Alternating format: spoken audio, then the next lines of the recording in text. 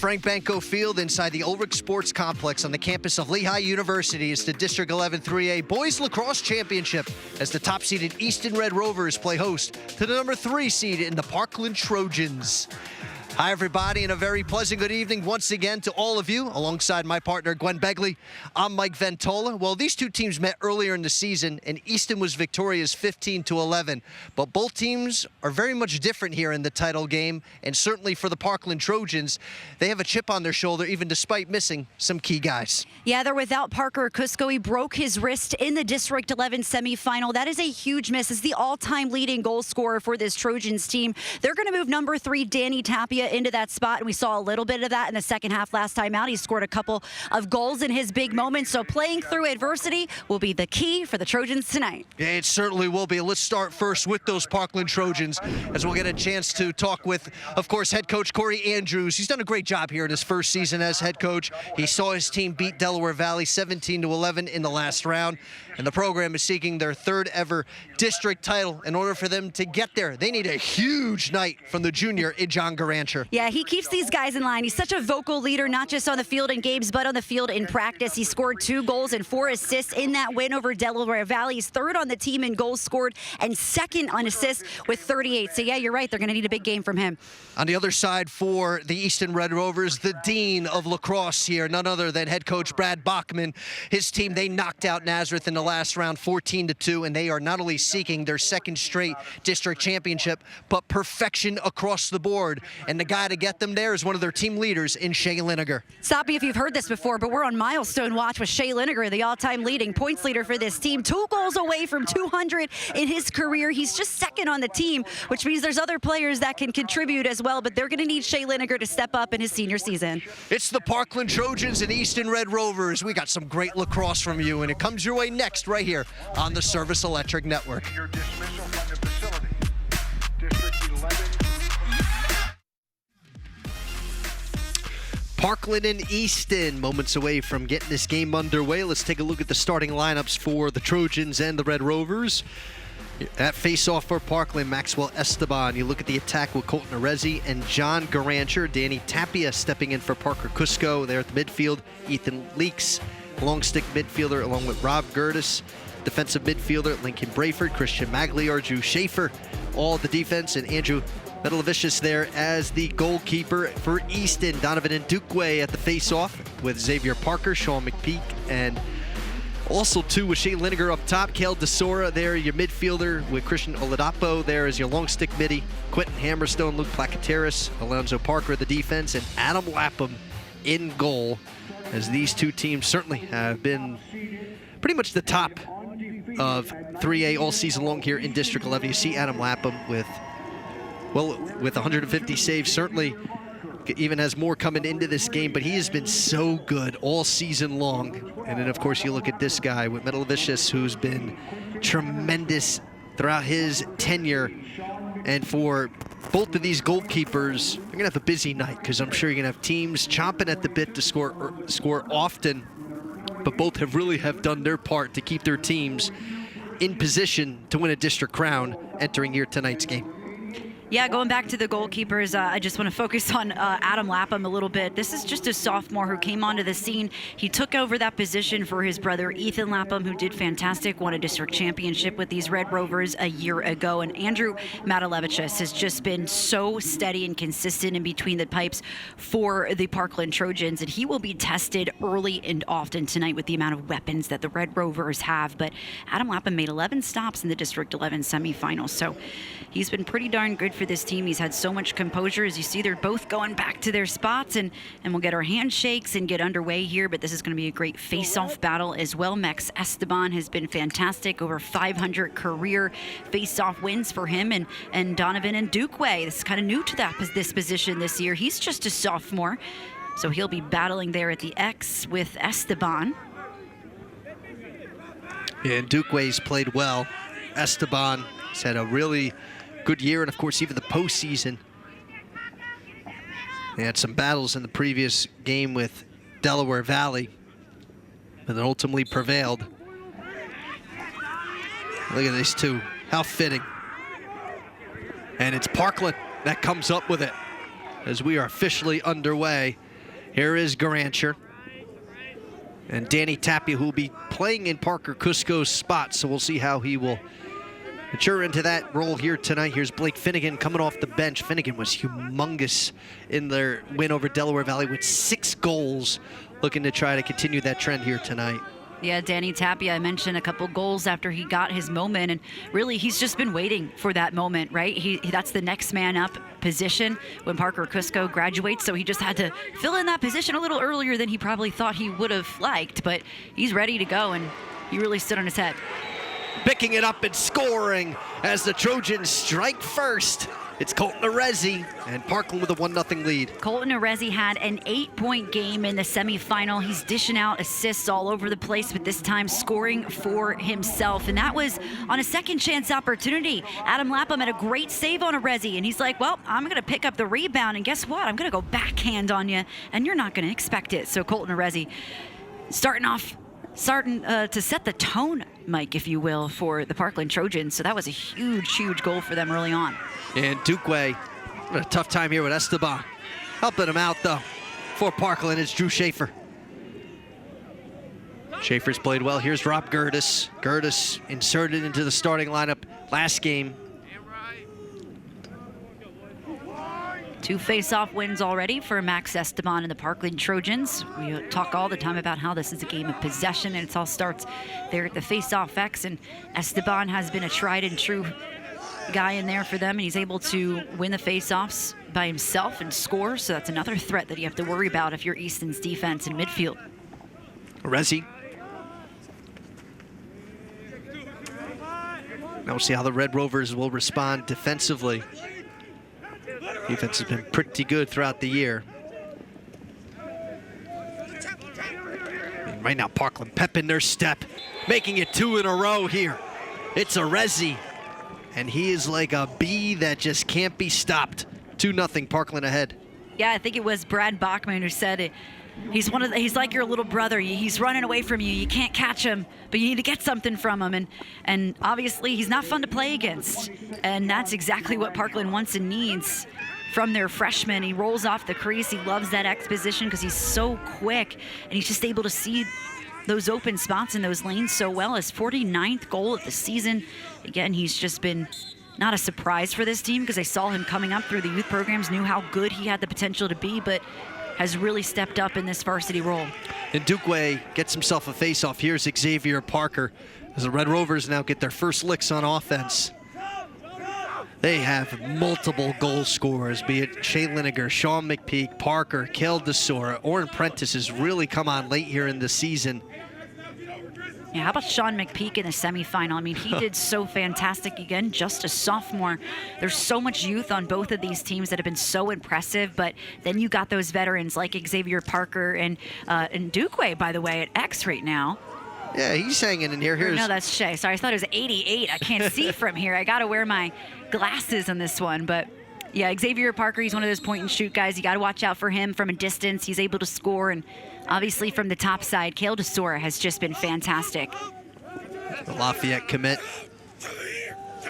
Here's DeSora up top. McPeak over to Liniger. Prentice. And the defense there. Job well done for the red and gray, but Easton gets it back. It's over to McPeak. Now Parker. Shot off the post. And it'll go out of bounds. He loves the score from that point. As I said, point and shoot type of guy. He was ready for it. The slide was centuries behind, and Xavier was trying to take advantage, just not exactly on target. The post, saving Matalevich just on that one.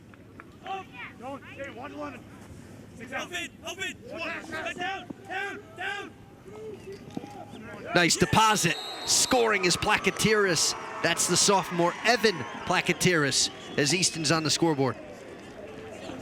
What a player Evan Plakotiris has been for this team here in the postseason, especially late in the year, the second half of the season. He's really come alive, and he wasn't starting here today as a sophomore midfielder, but that's his 24th goal of this season. He's been able to produce in the postseason. Love what he sees right up front, those close-range shots, able to see that well and read the goalie. So response here for the red and white, the red and gray. Lots of red. I mean, we're all over the place. And how about Maxwell Esteban? This is crucial so far, winning the face-off battle. Yeah. But a takeaway here from Space. Plakotiris. Parker over to McPeak. McPeak shot and score. Sean McPeak with a quick answer, and Easton's tied things up. That takes a lot of maturity and poise to be able to hold off on taking that glory for yourself, Mike, and that's what Xavier Parker could have done, but this all started with Max Esteban off the faceoff. He wins that and then loses it, so that defense at the midfield, even though they're losing those faceoffs, they're still able to get it in the midfield and then get it down to Sean McPeak, who is so accurate this season. Again, just a sophomore, his 71st of the year. His dad is one of the assistant coaches under head coach Brad Bachman. And right now, it's a scrum for the ball. I mean, this face-off battle may be the best. It could be the highlight of the matchup here tonight. Schaefer gets to it, though, for Parkland. Here's now John Garancher. Garancher. Get it over to Tapia. Yeah, winning a face-off is one thing, but taking care of it right afterwards is a whole entirely different animal. We just see Easton scoring off of a play like that, and Parkland able to secure it and take control now for this possession. Here's Matthew Kelly. Kelly dumps it.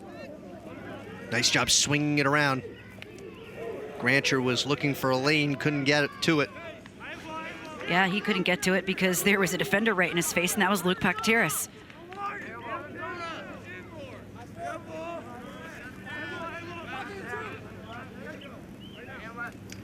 Here's Arezi, already with 2 goals in the game.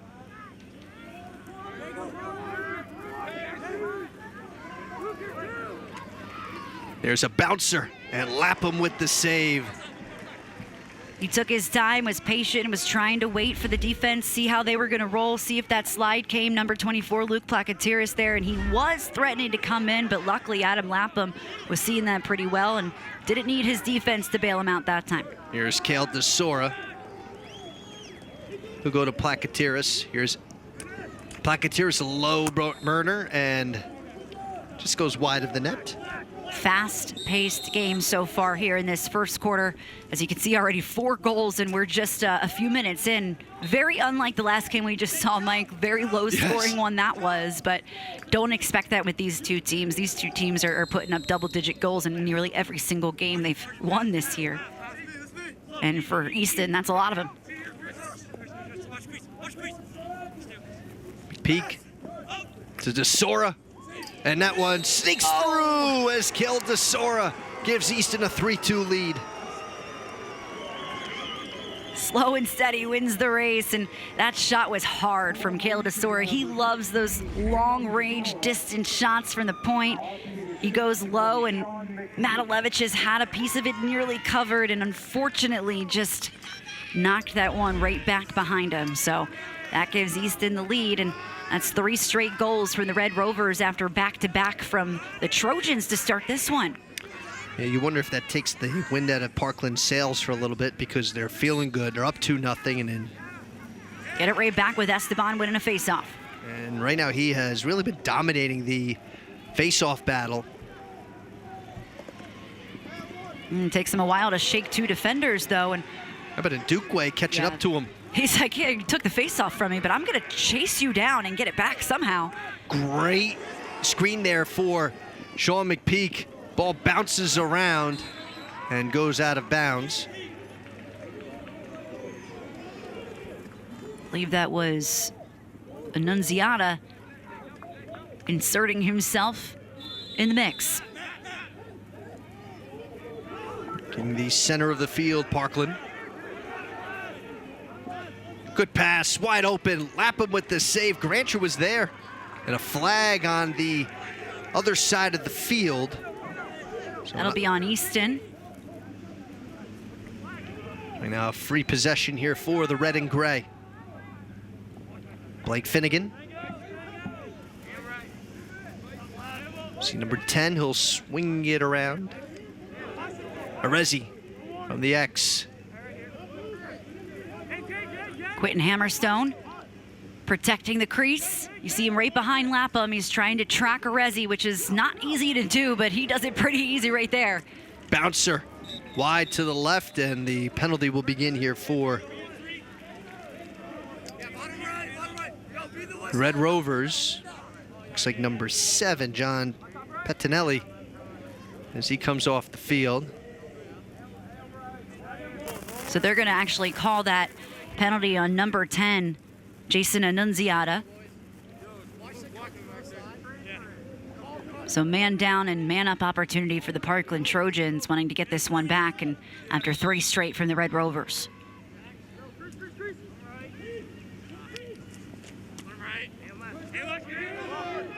Can Parkland tie it up?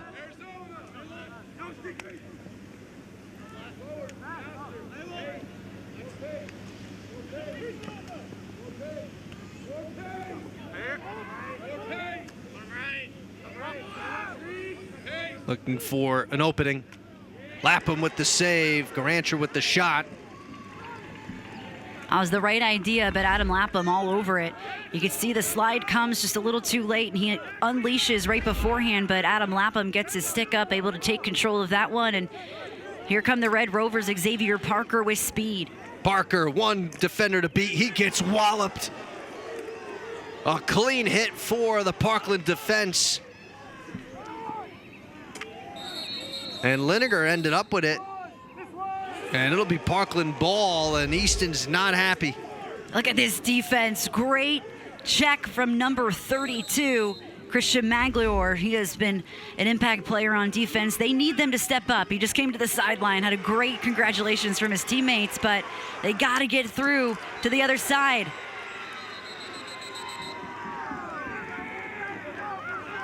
Timeout called. It looks like by the Red Rovers, or Parkland rather. So they were trying to help their guy from getting through. He had possession, so they have to call a timeout to retain that possession. So for the Red Rovers, leading by a score of 3-2, but Parkland starting to feel it back here a little bit, trying to retake possession. As head coach Corey Andrews talking with his team, you see number 29, Bailey Wetmore. Gwen and I have talked about him quite a bit. And of course, you see Parker Cusco to his left. So Wetmore, who's been kind of an honorary assistant and a captain, well, Parker Cusco joining as an honorary assistant coach. And Mike, I feel bad. There's been those are two studs that are extremity breaks on our live coverage here. So poor Bailey goes down in the one game, and Parker last time out breaks his wrist in the District 11 semifinal. He was out for a lot of that game. He scored the first 2 goals, yes. and then we were like, where's Parker? He's not on the field anymore, and we look over, and he's in this makeshift cast.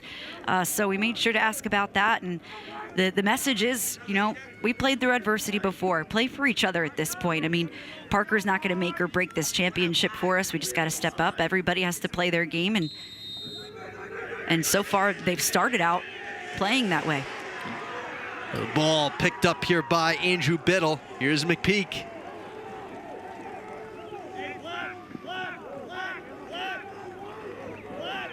Easton will settle in. You can see how quickly or how closely Blake Finnegan is on DeSora. Trying to take him out of the equation up top. These two teams know each other so well. McPeak's shot goes high and wide. In some ways, it's kind of fitting. These two teams have met here in the 3A championship. McPeak winds and picks it up. Metalevicius with the save. Big stop from the senior. Yeah, last year, I mean, it was a close game. 11-8 in favor of the Red Rovers. So Parkland was right there. We know how dominant, however, Easton has been. I mean, they are a completely different team than they were in last year's district championship. They're about 20 times better. A bulk of the quarter played, a one score lead here. Nice fake, but McPeak unable on the second chance to come through with the score. It's And that was good defense, Mike, right there. Nearly getting a piece of it. Trying to throw Shea off, but he was able to take control, keep control, and get the shot off. But still a disruptive play. Still here for the Rovers.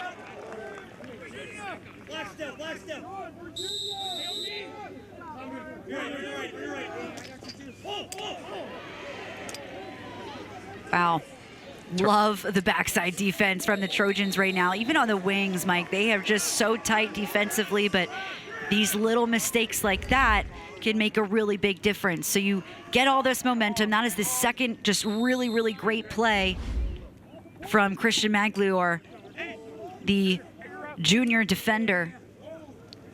Shot and score. McPeak's been knocking on the door here in the last couple of sequences. Comes through his second goal of the game. It's 4-2. 4 straight goals, 2 of them from the sophomore in Sean McPeak. He has so much composure on this team, does not play like a sophomore. He plays like he's been on this varsity squad for the last 4 seasons. Great look from him, waiting to see how Andrew Matalevicius was going to read him coming along the crease, and he just goes to his left and gets it through. 72 goals. He reached 200 career points last time out. Here's Parker as Easton wins another face-off. So you said, Gwen, 4 straight now for the red and white. He's got 119 career goals, Sean McPeak. Adding on to his resume, he can really do it all. He's a great feeder as well, Mike. We've seen him dish out plenty of helpers in this postseason run. Could give. Placateris, his shot gets denied. The ball's knocked out. Great. Oh, tough call for the Trojans. But Easton all too happy to take advantage of this. Right there. Look at that, just come right out. He's got to be mindful. It's Lincoln Brayford. He's a senior. You got to make that play. Back to Parker. Liniger up high. McPeak with his height advantage. Pass Matalevicius, and another for the sophomore. Weaving and dodging. Sean McPeak, back-to-back, the hat trick just in this goal streak alone, Mike. Incredible, 5 straight. This is after 2 straight. Right before then, though, great dodge, tried to pull the defender out, cuts through the slide, and he gets it done. Back-to-back goals for him, and 3rd already in this first quarter. Tell you, Easton took any sort of momentum Parkland had coming out of the gate and just stole it away from them.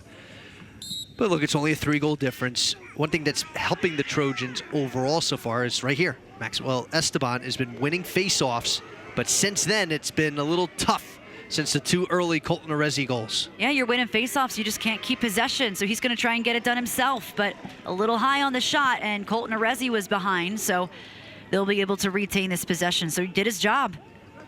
Yeah, I mean, 6 face-offs to Easton's 2, so that, if you're Parkland thinking, all right, we're getting possession. You got to make the most of that possession.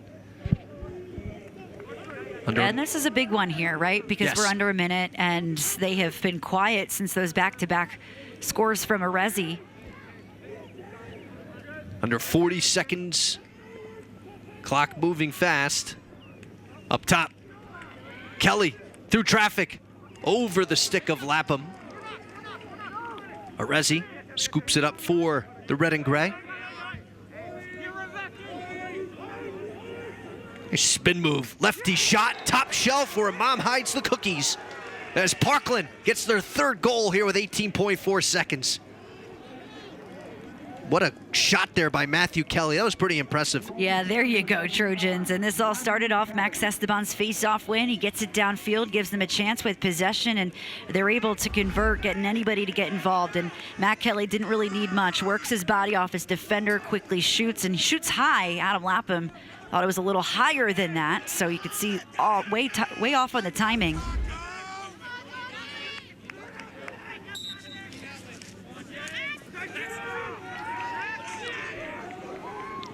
Another face-off. Could there be enough time? But the unsecured pass scooped up. Arezi. He's got to beat the clock. 5 seconds. And he is just going to hold on as we are at the end of the first quarter. Pretty good one here already, seeing both teams score, but it's the Red Rovers with a 2-goal advantage as we move to the second quarter of play here on the Service Electric Network.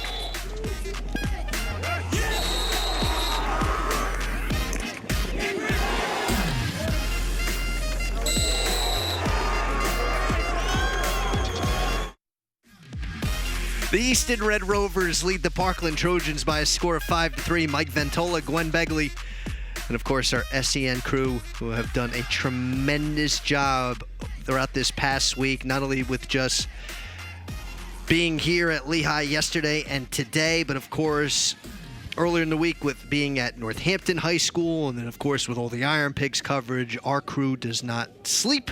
They do a tremendous job in making sure that you folks at home are getting a chance to enjoy some outstanding high school sports coverage. There's been a lot of lacrosse this week, and specifically here as the Easton Red Rovers now, Gwen, you know, they're trying to chase so much. It's been a historic season for this group, and one quarter in, feeling pretty good.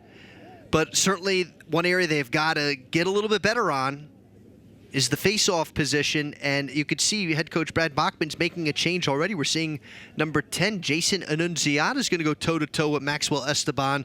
Does that surprise you? He's making a little roster switch right there. All about matchups, all about the hot hand. Max Esteban is a really good fogo for this team, and he has experience and a lot more than in Dukeway, and that's going to be something he has to learn throughout the time. But hey, how about that winning the faceoff right when you go take it? And look at the physicality of this, right? Even though they're not winning these faceoffs, Mike, it's the midfield that's winning this game for the Red Rovers right now. They cannot get through these Parkland Trojans. I mean, we talk about how good the midfield is. You got Kale DeStora in there, but your long sticks too. I mean, John Pettinelli has been fantastic. Christian Oladapo, we've seen him make a huge difference throughout this postseason run. So they're losing the faceoffs, but making up for it with just so much physicality and strength in the midfield. And right now for Corey Andrews, I'm sure he's hoping that things can shake up a little bit here for his Parkland Trojans, because whereas Easton's doing so many things well but the face-off, that's where Parkland's excelling, but haven't been able to do a whole lot much more than that, except those 2 early goals by Colton Arezi. The freshman has been one of the bright spot, if not the brightest spot, offensively for Parkland.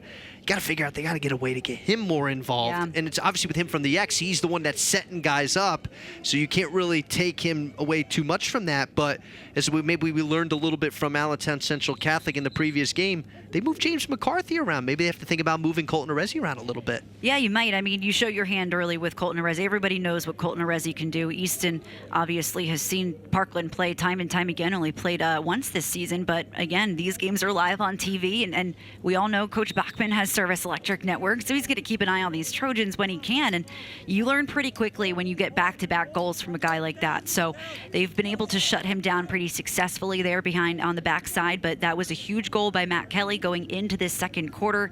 Unfortunately, that huge win at the face-off X kind of cut that momentum short a little bit to start this frame. Easton back with it. DeSora whips one. Metalevicius with the save. It's Parker. Gets the ground ball. Ground ball battle just absolutely being dominated by the Easton Red Rovers right now. In their own box, they're taking care of the ball. Into the net for the goal as Easton takes a 6-3 lead. It's Evan Placateris. That was nuts, pretty much. That was That was a great opportunity for Evan Placateris. I mean, that's not an easy goal to score, especially for a young guy from him. And who else but a feed from Shea Lineker? The ability to keep your feet out of the crease right there. He's on his way to the ground, but he just knows where that Andrew Matalevich is coming out from the crease a little bit, coming out from that goal line. He saw that really clearly, and you could see Matalevich just trying calling for a crease violation, but Evan Placateris kept him out. He kept his feet out on that one, so that was a clean goal. That was impressive from such a young player. Duke way back in. Here's Esteban. And Parkland wins another face-off, but they trail by 3, so we'll see how they adjust here offensively. Need to get guys like Blake Finnegan going. You know, obviously they're going to try and shut Colton Arezzi down at X, so you got to work from the top side a little bit more.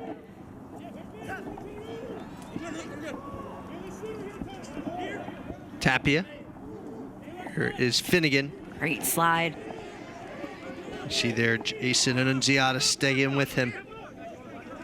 Yeah, he's having himself a good first half. Oh, very much so. Finnegan get through 3 defenders over the shoulder. It bounces, but right into the long stick there. That was a cool idea, right? That looked was. really, really great, but just way off target, and it gave an opportunity right to the Easton Red Rovers, which is not what you want to do. And that was Alonzo Parker who came up with it. Here is Annunziata, and you heard the footsteps, able to keep his bearings.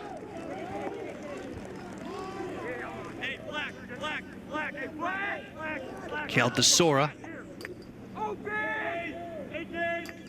Warren Prentice.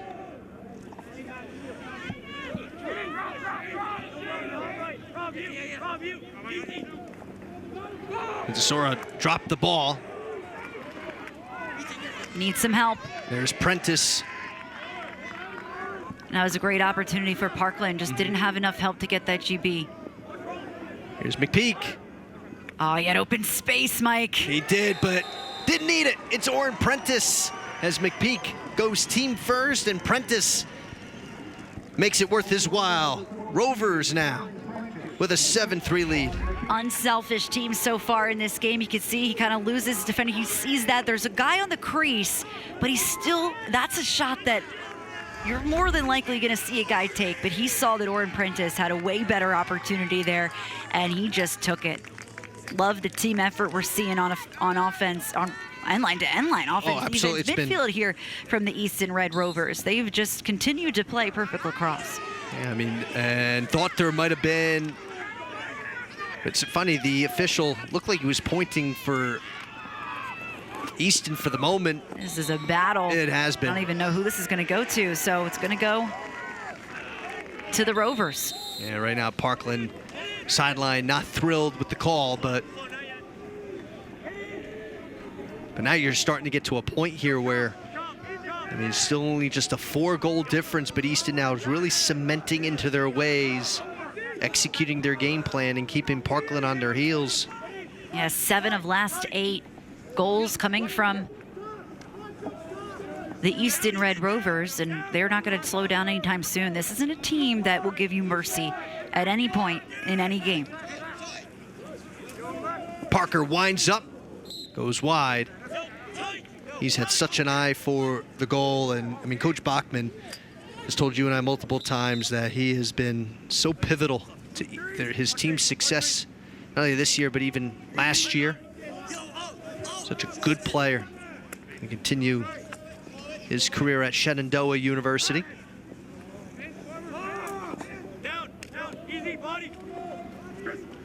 Got Plakotiris inside. Going up top. Metalevicius, what a save, especially when you figure Caldesora shots coming at you. That's like a fireball coming your way. And a turnover there by Rob Gertis, and McPeak picks it up. Yeah, the clear is just not successful for the Trojans here tonight. They're just losing it every single time. There was just way too quick on the clear. There was not enough space for your midfielder to get down the field on that one. So Easton just always in the right place at the right time. I mean, they are. I mean, look, both teams are so well coached and so strong fundamentally.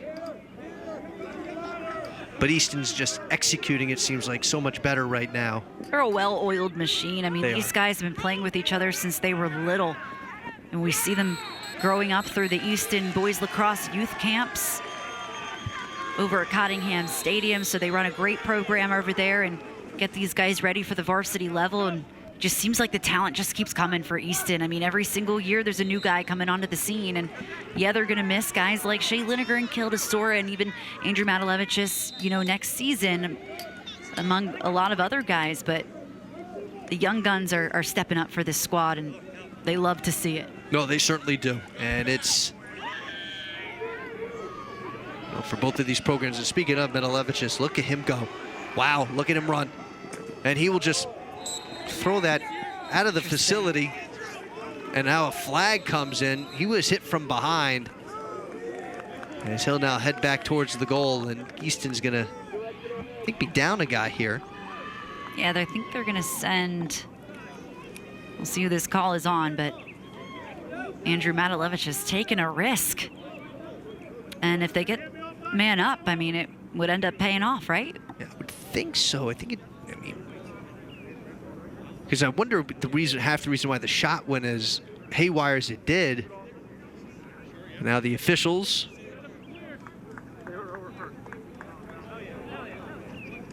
All right, So offsides. Offsides against Parkland, and it will be Easton ball. So the penalty was waved off. So Yeah, so the risk did not pay off. It actually gave Easton the ball back. So these little mistakes, yes, these can cost you in many ways. And so far, I mean, Easton has made them pay for them. Blackateris, 6.5 to go here in the first half.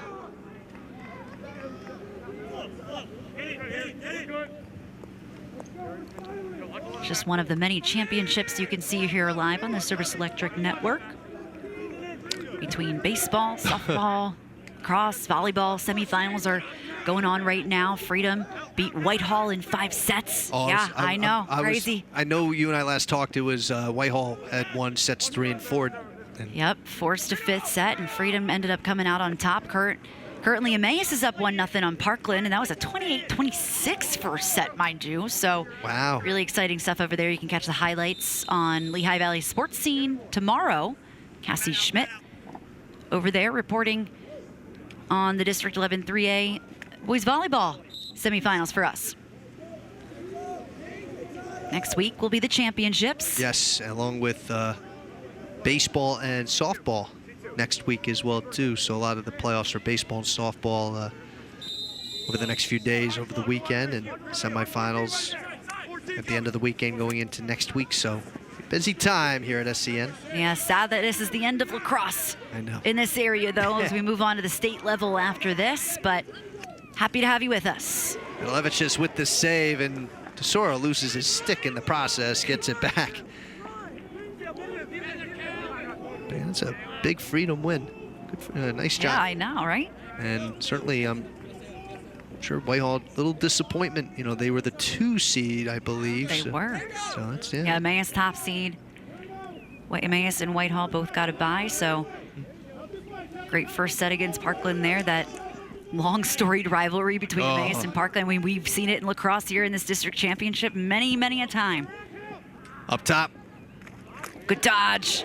And Hit a brick wall, Mike. literally did, and Desora picks it up. He is running fast. Parker dumping it in, and picking it up was McPeak, and Metalevicius comes up with the save. Almost wonder if Easton passed the ball a little too much. Yeah, I was gonna say, I think they were trying to fool a little bit, but I think Caleb Desora wanted that pass. Sean McPeak ended up with it, and Matalevicius, luckily for him, read that pretty well and got down to make the save in time. Tapia. It was Brennan Shaner, number 40 on the field.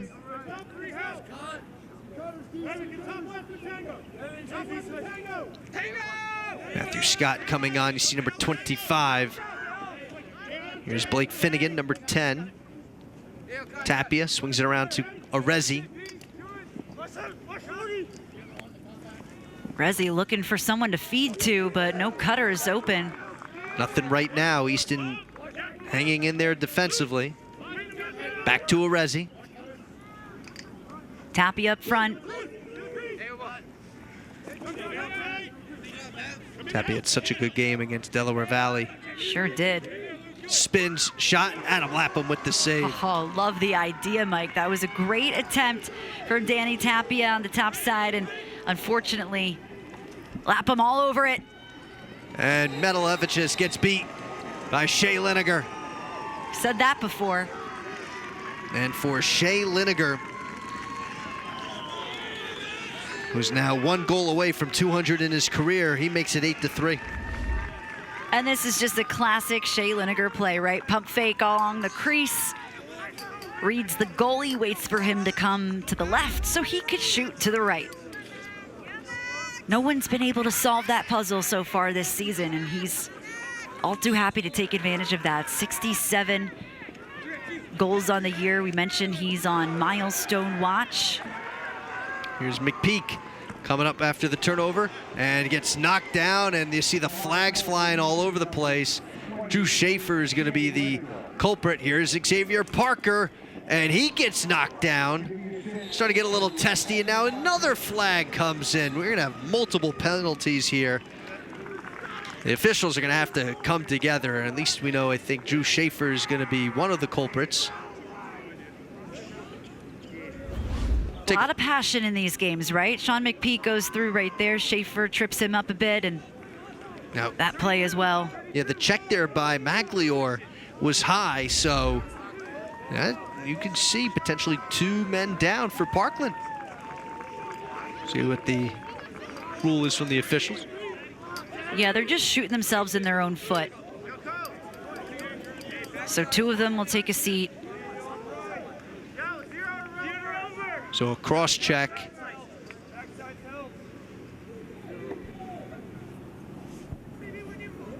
Now Schaefer's going to come in because they're allowed to, I think, sub the who's going to take the penalty. Magliore is standing there wondering, or check that, excuse me, that's number 13, Ethan Leaks. So Ethan Leaks and Christian Magliore will take the knees. So not great. You get 2 of your leading defenders there taking a knee, and there you go. Again, just shooting yourself in the own foot, your own worst enemy, and that's something that Coach Andrews communicated with us. We can't be our own worst enemy. We got to do those little things correctly. So Easton will call a timeout, figure out how they want to attack a double man up situation. Yeah, Brad Bachman feeling pretty good. Certainly seeing his team ahead. They have a chance now to further extend their lead with a little over 3 minutes remaining in the first half. The Rovers winning the district championship a year ago. Got to this state tournament, of course, hoping to go a little bit further than they did a year ago. Yeah, for sure. I mean, first ever district title, mind you. They just pulled off the 3-peat in the EPC field, so won that EPC championship over the Allentown Central Catholic Vikings, who we just saw win the 2A title.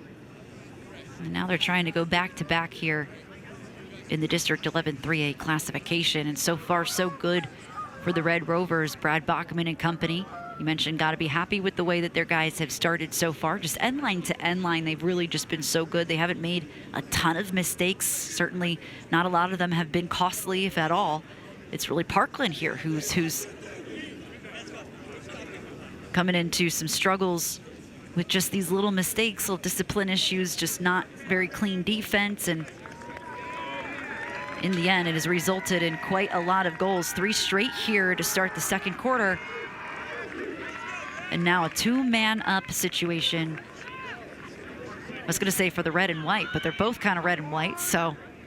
I know, I had to the white jerseys. Yeah. Well, it's funny because, and it's so relevant because obviously you got the red and white and the red and gray, and head coach Brad Bachman always reminds me that they are the red and white and Parkland's the red and gray, amongst many other school, like, Freedom is the black and gold, and Central Catholic being the green and gold, and yes, you can't say yellow. Yes, can't say yellow. Thankfully, I have prideful teams. We've got some prideful folks here in the Lehigh Valley, which is great. It's great. Obviously, they're passionate about their programs, and I feel like no one's more passionate about just being a part of a program than Brad Bachman. And these kids follow suit, right? You act how your coaches, and that's on the other side with Coach Andrews. They come in without Parker Cusco, and you're like, all right, how you guys feeling? He goes, well, I'm good. I'm positive. We're great. And I said, that's good, because that rubs off on the kids. They see their coach positive. They see their coach. Well, one thing, with a good attitude, they're going to have a good attitude. No, you're great, and that's one thing too we've seen from Parkland, even though they've suffered a loss against Central Catholic. I mean, they're not down in a sense. Like they're confident. You can tell it feeds off the coaching staff.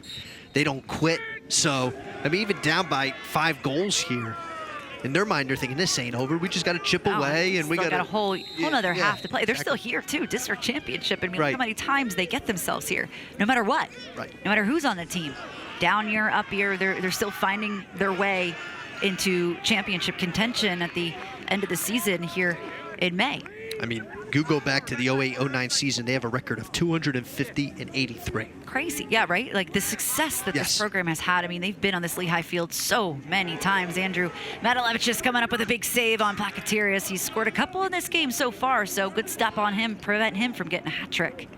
Minute 35.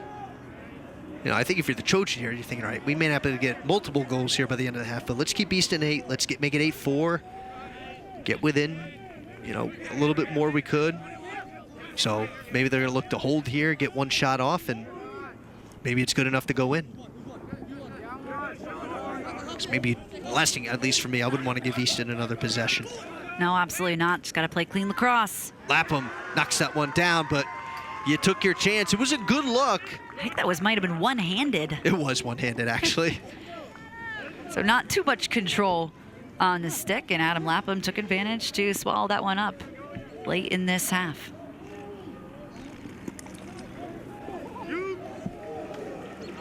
Oh, spin move there to get through the midfield. So while Parkland's struggling on the clear, Easton, that's been no problem for the Red Rovers.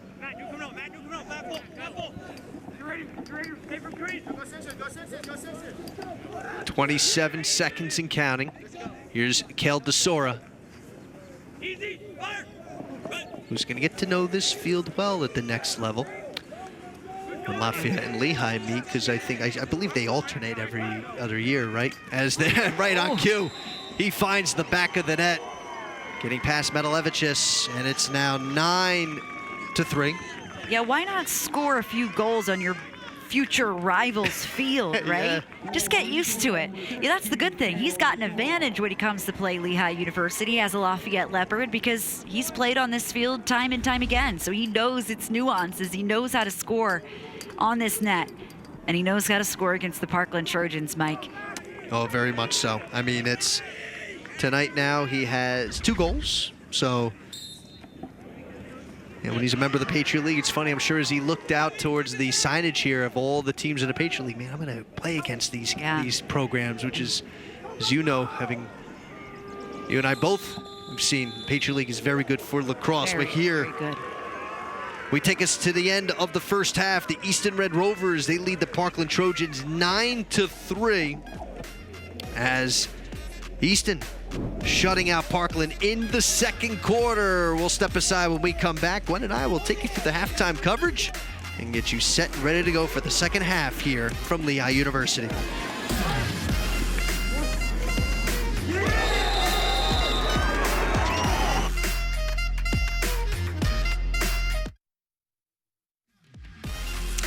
Halftime here at Lehigh as Easton leads Parkland 9-3. Mike Ventola, Gwen Begley with you. And as we take a look at the scoring here throughout the contest, and Gwen, it started with a bang, and it started with Parkland's none other than number 1 in Colton Arezzi as he gets the first goal.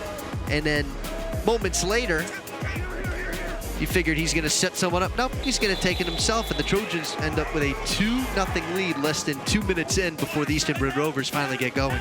Yeah, Colton stole the momentum right from the start off 2 big face-off wins, but then Easton went on a 5-goal streak. Evan Placoterius got it started. Sean McPeak scored 2 during the stretch with the wind-up there, and then we'll see another score from senior Kale DeSora. This is first of 2 in the game. Right from the top, he goes low, bounce shot, and that one just trickles by. Unlucky for Matalevichus. And then we got Sean McPeak once again. This is second goal of the game, rolling around next off the crease. Back to back for the sophomore. Getting a feed from Shea Linegar, a distance shot slicing through the slide, and that was the last of Easton's in that quarter, 5-2. And then luckily for Parkland, they were able to sneak one in right before the half, right?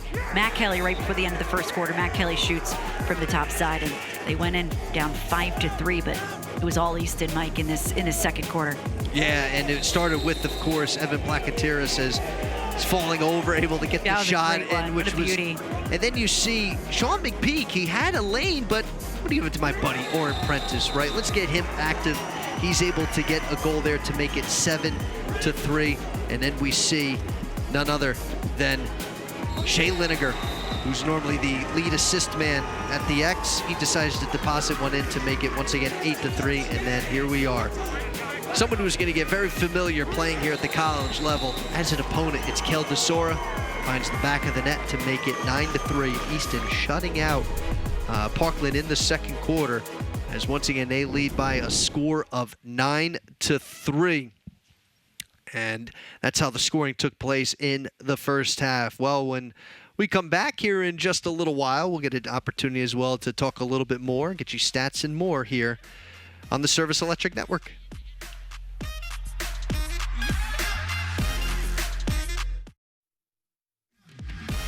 Back here at Lehigh, Rovers with a 9-3 advantage over the Parkland Trojans. And even though the score right now favoring Easton, but you can't help but talk about Parkland goalie Andrew Medalevicius, just because the senior has done all he could to help keep the red and gray somehow still in this game here after one half of play.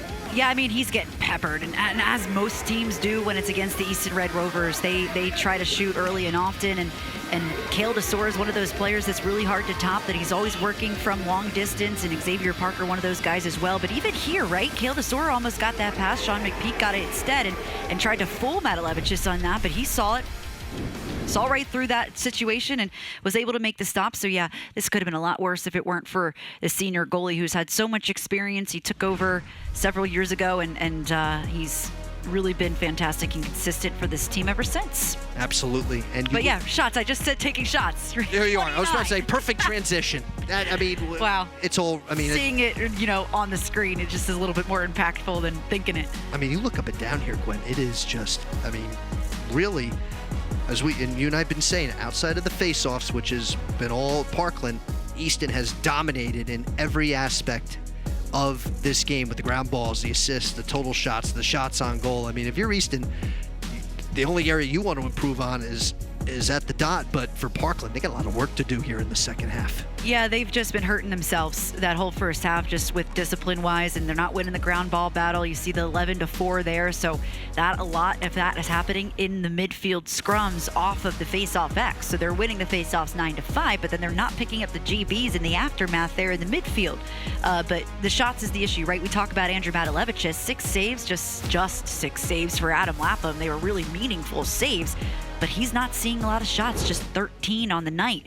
So I would expect Parkland maybe to have more urgency, energy in the second half. The message, I would assume, is kind of what Coach Andrews alluded to us to start this game, is play for each other.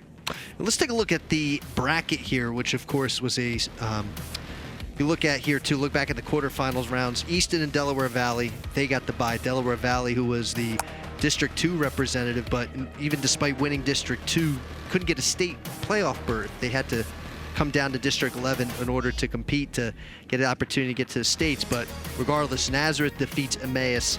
It was 11-10 to get to the semis, and then you see Parkland defeating Freedom 15-8. But then that semifinal round, Easton dominated Nazareth 14-2, and then Parkland in that Delaware Valley game, that got to, at one point, it was 12-11. Yeah, that was a 1-point game. Delaware Valley, I think, rattled off 5 straight for a minute there, and guess what? That was during that time where Parker Cusco got hurt. Then they had to figure out how to fill that hole with him. Danny Tapia came in, scored back-to-back goals, and they got back into it and ended up trouncing them 17-11. So Parkland really had to work from behind to come and get that win. They're in a similar situation now. 9-3 is not that big of a differential, so they can easily come back into this game. They just, like I said before, got to play for each other. They gotta stick to what they know, stick to the fundamentals, because those have gone a little haywire in the first half. And the thing about it too is they're thinking, all right, what can we do here? Well, why don't we start this half like we did the first half, right? Let's get a couple goals, kind of, and see if history can repeat itself in that sense, but then find a way to keep it going. So, but let's see. Now as Donovan Ndukwe is back in for Easton, and of course we see Maxwell Esteban here, and it's right on cue. Esteban wins the face-off, and the Trojans have a chance to get a goal here to start the second half. Yeah, he's winning these faceoffs clean too, Mike. A lot of these have just been self-faceoff win. He hasn't had to rely on his guys in the box.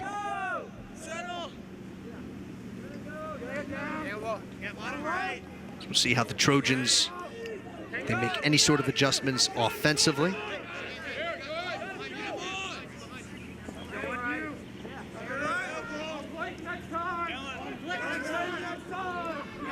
Here's a Resi.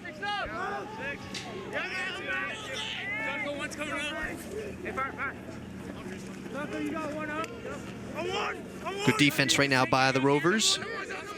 Alonzo Parker. Here's Garancher.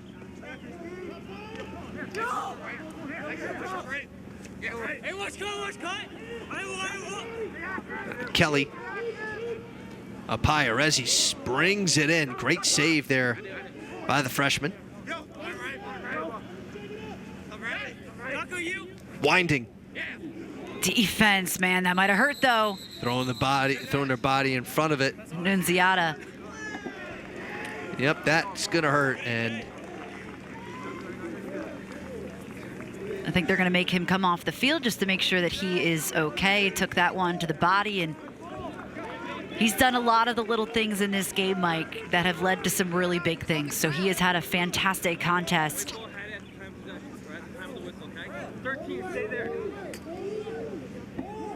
Looks like that hit him in the gut. yeah, so he'll be looked at right now, and Easton will have possession coming out of the whistle. Gave the thumbs up to Brad Bachman. He's all right, and just take a breather, and they'll need him on the field, though.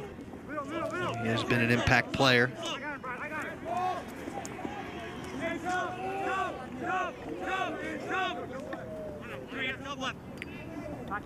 So now Easton with their first chance here offensively in the second half. Parkland was hoping to make something happen on their end. Easton can now have a chance to think about, well, maybe we can figure out a way to pull away from the Trojans. You mentioned 15-11 earlier in the season. Obviously, this was very early in the season, early April, so a lot of time in between them. Completely different teams. Both teams have gotten significantly better throughout the year. You think about where Parkland's come from with an early season coaching change. Yeah, I mean, talk about adversity. This team has really faced the brunt of it this year, with between injuries, coaching changes, and what have you. Metalevicius with a save, and well, the senior. He's dialed in on Kale DeSora so far. He's made it tough on DeSora, even though DeSora has 2 goals, but DeSora's had a lot of looks. Good passing, shot and score, and Parkland needed that. They needed it, and they got it, and it started with Colton Arezi. Who else but Arezi, the freshman, scored the first 2 goals, and he sets this one up nicely. Great in transition, that coming off a huge save on the other side, and they worked quickly. They had the numbers. See Arezi feeding right up front. Shoots on the other side of Lapham. He thought he was going to go close range there, try and sneak in between him and the pipe, but instead he just goes around him. So Danny Tapia getting a piece of the pie here. He had back-to-back goals we mentioned in the 4th quarter in the semifinal game. So stepping up in the second half there is Danny Tapia. Yeah, he did, and you know, I mean, for Tapia as a junior, still has another season left here for his time as a Trojan, but of course will be playing with Team Puerto Rico. The World Championships this summer in South Korea. That's the under 20 team, so he will be representing Puerto Rico, and I'm sure a lot of pride for the Parkland Trojans too when he heads out there. So we wish him luck, and he's going to try and help his team win a championship here, the first since 2018, Mike. So it's been a minute. They've been here, just have not come out with a gold medal. And they've run into Easton. Obviously, Easton's won a district championship. Freedom's won a district championship since Parkland's last time. Mayes has beaten them a couple times. Wow, didn't even need defense to stop that one up front. Andrew Metalevicius just saw it right behind him, snagged it, and Here, if they can go in transition again, Mike. And here is Schaefer. Gets it up to Garancher. Oh. And gets knocked down in the process. Ball is loose. Who's going to get it? And it's Alonzo Parker up to Sean McPeak. Beautifully passed to Jason Annunziata. Annunziata winds and delivers and saved by Metalefagis. Wow, great defense, though, by Easton. Quentin Hammerstone getting a piece of that. Helping cause that turnover to get that opportunity. Annunziata once again saying his name. Oh. Doing those little things. Do you see how much speed he had, by the way? I mean, not just going down the field, but coming back to get on defense. It was impressive. And now here comes Hammerstone. Quentin Hammerstone. Looking for a little help. He gets it to Parker. Lincoln Brayford trying to stop that from happening, but Xavier Parker quickly got out of harm's way. 5-goal difference. Miss shot there for Placateris.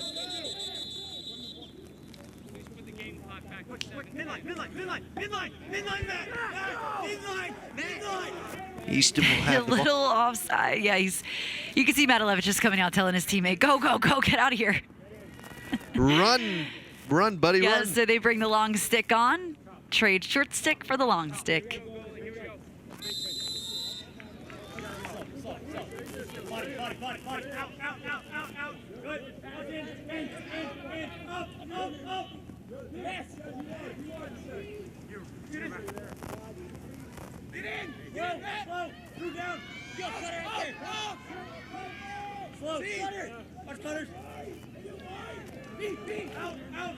Parker.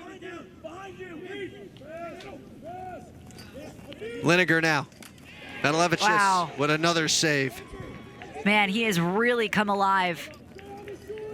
He's doing all he can to will his team back into this game. Yeah, he's made some really, really impressive saves as of late over these last several possessions from the Red Rovers. I mean, this could be heavily the other way if it weren't for that senior. Oh, they throw it away, Mike. Oh, But hey, Parkland, gotta take advantage. Here it Have is. to. Here's your chance. Let them make mistakes, but you gotta take advantage of them. and that's what's been halting Parkland in any sort of a comeback is Easton's committed some turnovers here. Trojans just cannot execute on the offensive side. Look at this, able to clear it over. Blake Finnegan.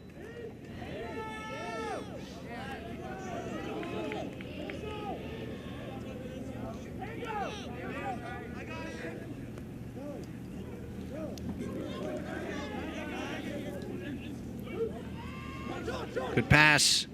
Trying to sneak that one through was Garancher. I tell you, John Garancher's had a tough night. He has. I mean, you got to think they're locking down on a guy like that, and he's such a good feeder too, Yes, right? that's He right. creates the open space for his teammates, and we see how many shots he's taken. I don't want to bring up an old wound, but remember that game where he just hit the pipe over and over Yes. and over again? Well, this time going a little bit wide, so he'll straighten it out. Yeah, he's too good to keep missing. Colton Arezzi, Matt Kelly, and Danny Tapia, the only ones to score for the Trojans so far. Tapia with it. Here's Finnegan. Right idea, and Lapham. Tell you, Adam has been so good. Saw his brother after the semifinal game against Oh yeah, Nazareth. of course he's hanging out. And you know what's so fun? We interviewed Adam Lapham after that semifinal victory and just discussing with him.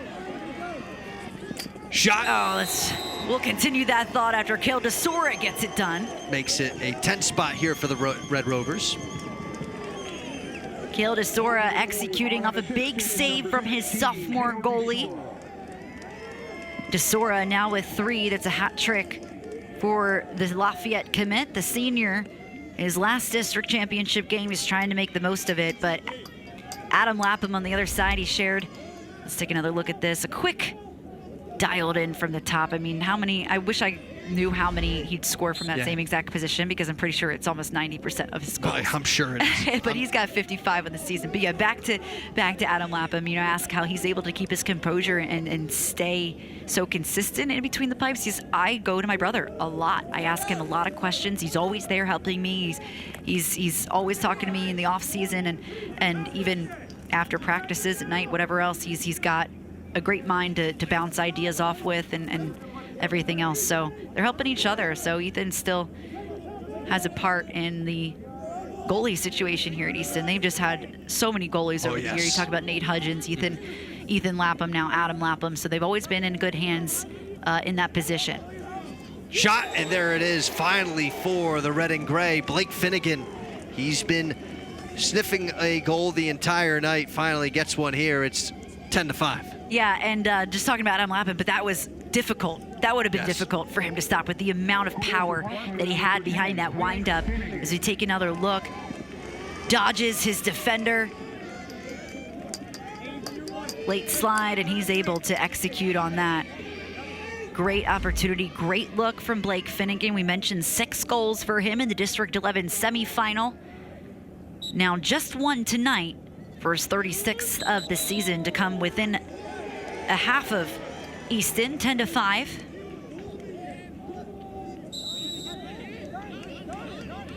Esteban continuing to do what he does best at the face-off X.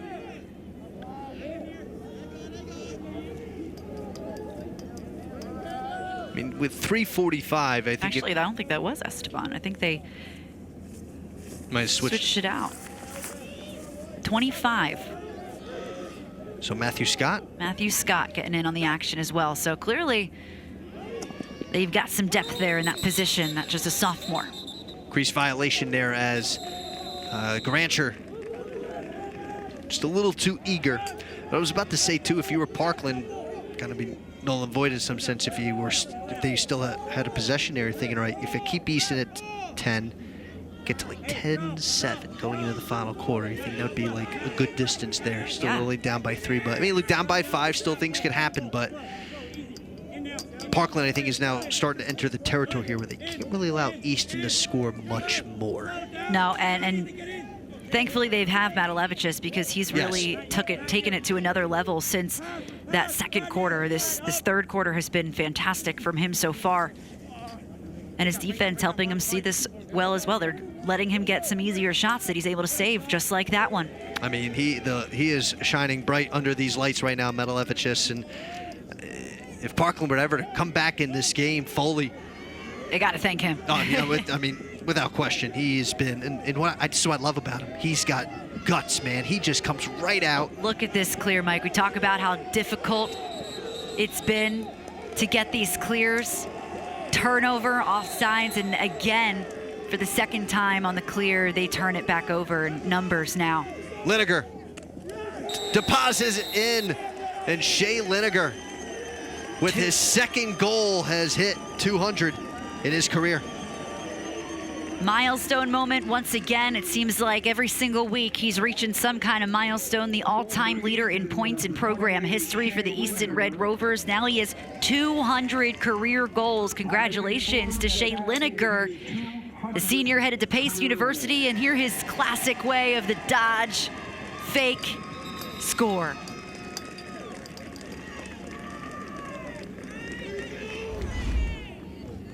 Right now, as you take a look at Shea Lineker. See, the boys don't do what the girls do and have the signs. Right. I love when we shoot over to the signs and it's 100 career, you know what I mean? Yeah, boys don't do that, but congratulations to Shea Lineker. We'll give you the credit here on TV. Absolutely so. Job well done, and what's been a remarkable career. I mean, this senior class here for the Rovers has been so good across the board. I know Coach Bachman has talked with us about all these guys and their personal achievements, but it's the team achievements that have mattered most to this group. And another turnover here. Max Esteban is doing the work for you guys. Got to help him out. Help him out. And a missed chance there. I mean, look. Great opportunity. Quentin Hammerstone was right there, though. Man, no breaks for these Trojans. Well, I think that's the thing. Like, I don't want to take nothing from Easton. At the end of the day, they're scoring, but like, Parkland's had chances, Gwen. I mean, it's not like they're it's not like they're not getting looks or getting opportunities. just not helping themselves, Right. and not helping each other, and can only win so many face-offs. They're winning them. They're just losing the battle in between the boxes. But then you get lapping them. It'll make a save like that or two. He's so cool, calm, and collected. When you talk to him, he's just like, yeah, whatever. It's funny. He doesn't say that, but he has that demeanor, right? And he's that's got that. what his brother has too. So The two of them got that laissez-faire type yes, that's mindset. yep. And that's what you need to be a goalie. You need to have that level head. Oh, because I wouldn't. I'd be getting really mad at myself every time I let up a goal. And that's what we talk to a lot of these coaches that have the 2 goalie systems. They're like, all right, we had one goalie who mentally wasn't there yet, and we had to wait for him to catch up a little bit. He was getting too down on himself after letting in, a couple goals or so. Huge mental game in that position, and with the face-off too. It was funny. I was talking to Ethan and Adam. I had asked. I said, has the student passed the teacher yet? He said, well, that's not up for us to decide. So He's still got a lot of time. And by the way, I mean, aren't they skiers? They are skiers too. They are tremendous skiers. Multi-sport athletes. I mean, just the athleticism between the two of them has just been fun to watch over the last several years, and we've got 2 more with Adam. Good passing around, but a missed chance there by Plackatiris. Yeah, maybe thrown off a little bit by Lincoln Brayford. Long stick, the crease defender there at the top. 20 seconds remain. Easton looking to try to get one more. Nice job by Parkland disrupting the pass, airmailing it down here to the other end. There And was not enough time on the clock to be doing that. no. And, I don't know what that was. and that you could see Parkland's coaching staff is absolutely erupting here. Yeah, they're not happy with that. And as they shouldn't be. You can't be satisfied with mistakes like that. Nope, and Metalevicius, he'll just throw it on down here again. Easton will knock it down, and we go into the final quarter of play here at Frank Banco Field inside the Ulrich Sports Complex at Lehigh University. It's Easton 11, Parkland 5 here on the Service Electric Network.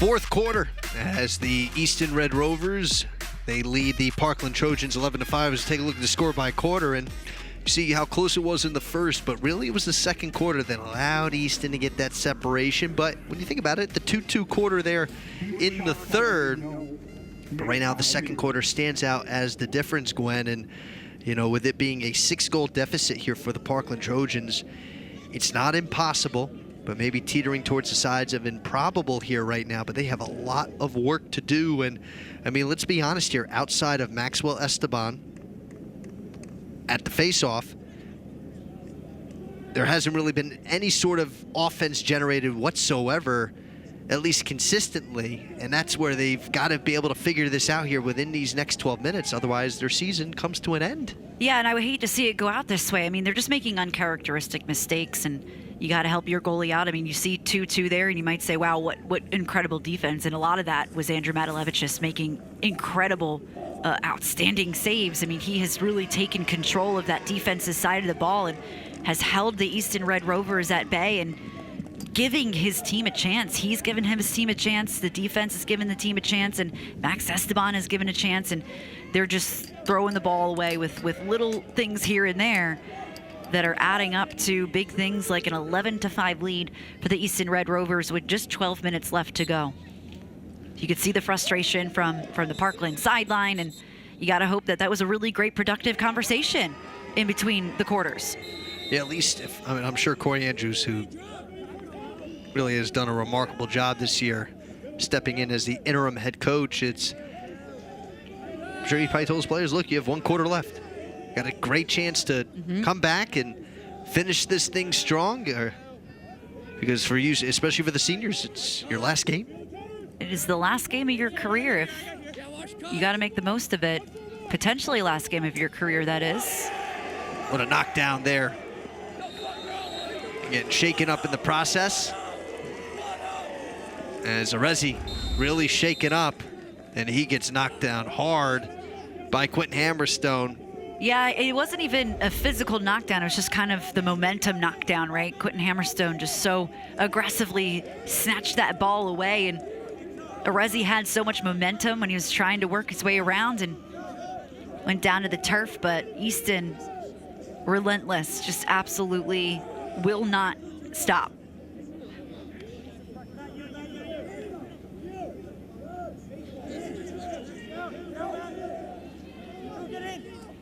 Red Rovers start thinking about trying to put this thing away.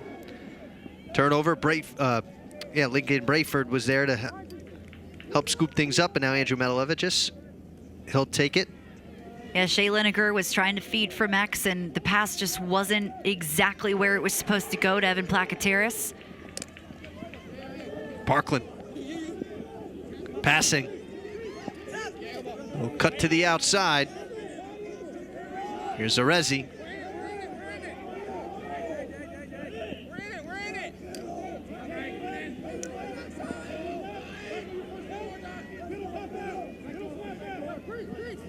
Pass it off. Shot.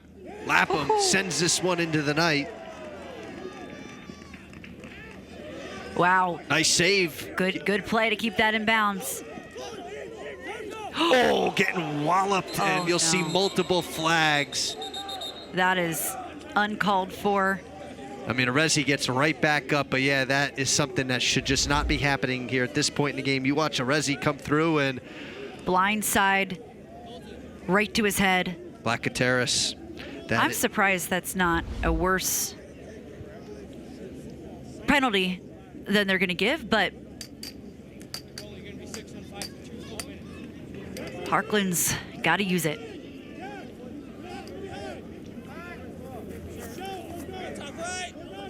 See what we got here.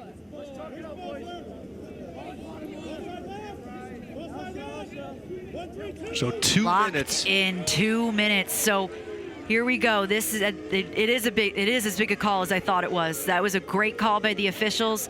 2 minutes locked in. So that means if Parkland scores, they can continue to score. It will not call the man-up advantage dead. So they will just continue to get a chance at these Easton Red Rovers.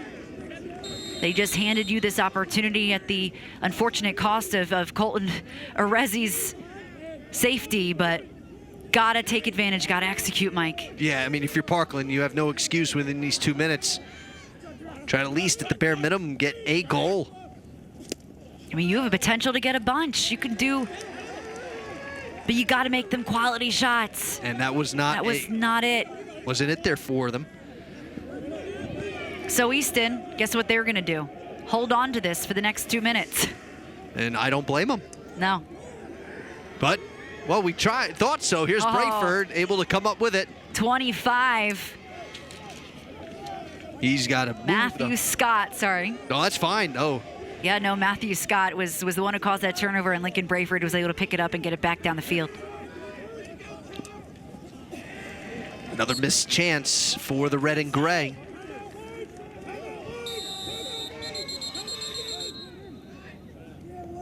And I think Brad is calling a timeout here. Here with 8:52 to go in the game. So Easton wanted to look things over. I mean, Easton at this point, they just got to play clean. That penalty obviously wasn't great. You don't want to see that, but No. it's not gonna make or break this game for them. They're up. They have such a cushion. They're up 11-5, and they're playing some great lacrosse. That one mistake isn't going to derail anything that they're trying to do. And as you can see, they're just still not giving up. So Parkland, it's on them to be able to execute on this possession and figure out a way to solve Easton's defensive pressure. Corey Andrews talking things over with his bunch, and I mean, it's sure been a lot of frustration, but as he told us before the game, there'll be no excuses. We're going to play our game, but right now they haven't really played their game as much as they are accustomed to. They've had to adjust certain things along the way.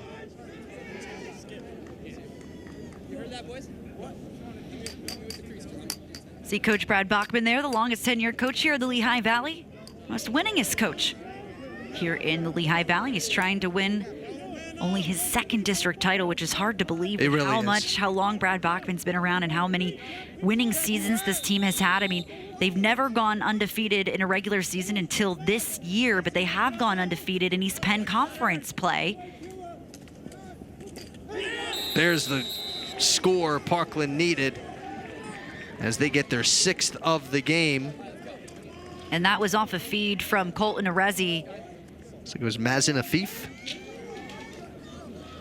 Yep, Mazin Afif. So when we take another look at this one, Colton Arezi for Max, he feeds up top. He's got a little open lane there, a little bit of space. And then goes to the opposite side that Ethan Lapham thought he was going to. Adam Lapham. Wow, we're talking so much about Ethan. I know, Ethan and Adam, but I'm sure Ethan... I'm sure he wouldn't mind me calling his name. Not one bit. So Parkland gets one out of this man-up opportunity, which is still in effect. If they get one here, then only down by 4, you're back in it. I mean, still time then starts to become an issue, but we want no issues. But a top shelf goal there for Parkland.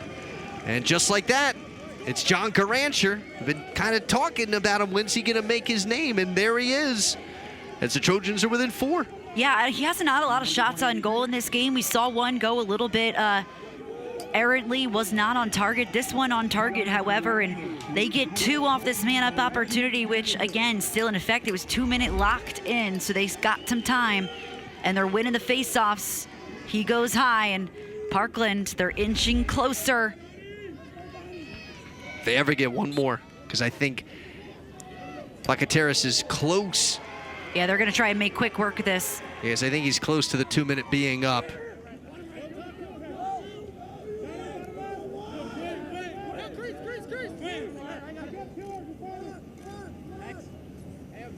Here's Arezi. He's been beaten up so much tonight. Shot.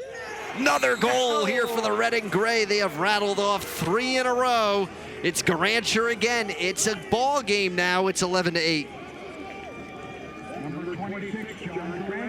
Mike, we wanted them to execute off of this opportunity that they were gifted, and they have 3 consecutive goals from the Parkland Trojans on the 2-minute locked-in penalty from the Easton Red Rovers, and both scored a similar way right from that left wing of Adam Lapham. The bounce shot gets away from him. It's 11-8, 8 minutes left to play, Mike. I know, it's now, I mean, and with 8 minutes, only 3 goal difference. Let's see. Wow, Oladapo. Diving effort. Did not need to do that much. No, he didn't. Oladapo, though, comes up with it. And wow. And he thought there was an elbow push.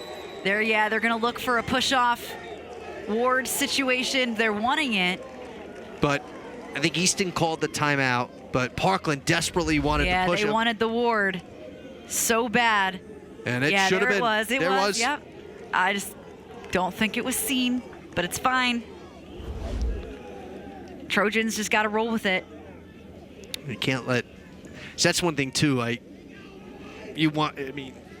As a player or as a coach, obviously you want things to be called correctly, and I'm not saying that as an indictment on the officials, because even the officials say, yeah, we want to call things correctly. It's pretty standard, but when you talk about the human element of the game, you're going to miss something from time to time. It's not intentional. It just happens. Yeah, and everything's up for interpretation exactly, as of course. well. And also, like, you have to realize if you don't get a call, or if you get a call, you just got to forget about it. You have the mind of a goldfish. You got to move on. You can't hang your head on it. You can't sit here and get mad and still be mad at the officials or the other team and let that affect the next play. Love the Ted Lasso reference there, by the way. Did I have one? Yeah, be a goldfish. Oh. Yeah. So Christy and I covering the Emmaus Green Hornets, Roxanne Betts told us we want our team to have mind of a goldfish. If you make a mistake, you got to forget about it immediately. Roxanne, love it. That's awesome. Yeah, shout out Roxanne And the Hornets, what a heck of a season they had. Oh, they are. That's a good group over there. Roxanne and her staff do a fantastic job. But yeah, they practice and preach the mind of a goldfish, and you got to do the same in these situations. A chance to pay them a visit before their playoff run in EPCs, and they have a bunch of really good lacrosse players over there, and Roxanne, one of the best in the area. Just, it's that Pleasant Valley aura that teams here around the area have to get past. Yeah, they're 3A championship winners last night. Second in a row for the Bears, and Easton trying to do the same now here in the 3A class for the boys. So Easton now, they're just hold on to it. That's what they're trying to do for now, but they will look to score. They want to get back to that larger lead they have. Here's Lineker, Parker. Yeah, there's no panic in Easton right now. It may seem close, but to them, it's not. DeSora. Here's McPeak over to Parker again. Keep an eye on number 11, Placateris, who's been floating around in the middle. They'll go to Lineker again from the X. Great passing. Little low passes, but they're able to control them. Parkland's trying. And Shake Lineker getting beat up a little bit back there. Space. Crease violation. Wow. Good eye by you, because I was wondering if they were going to call it, but he jumped, and I think when he landed, let's take another look, see if our cameras. Yep, yeah. He was all up in there. Yeah, he can't be in it. Parkland, and a top shelf score for the Trojans. He went and grabbed that one. Might have been a milestone. John Garancher. That one. Or a hat trick for Garancher, shall I say. Number 26, John Rancher, scored that goal. Blake Finnegan, the assist.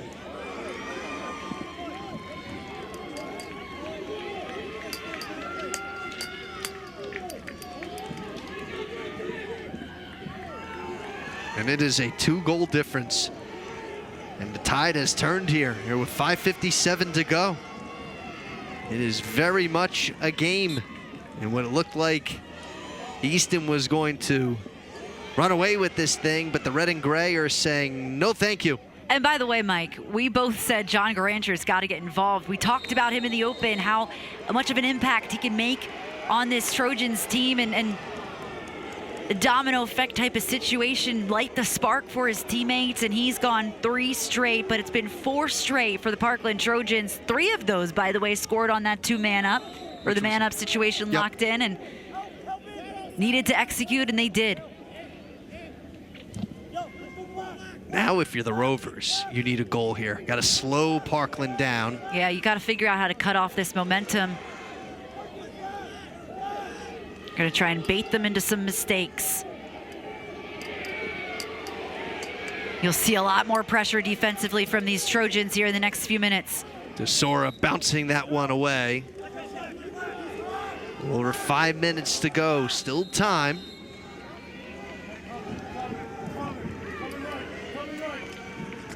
Fans starting to get into it here a little bit. Missed chance there by Lineker. That was Lineker on the take. Seniors now starting to pick things up here more. Though the sophomore McPeak wants a taste. Yeah, they're just trying to make the most of their very last, no matter what, for all these seniors. This is the last time they're ever going to play in a District 11 championship. Interesting for DeSora there.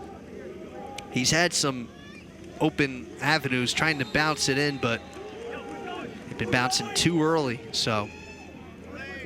So we saw John Garancher grab that ball. I believe that might have been his 100th ground ball career goal. Oh, his 100th career goal.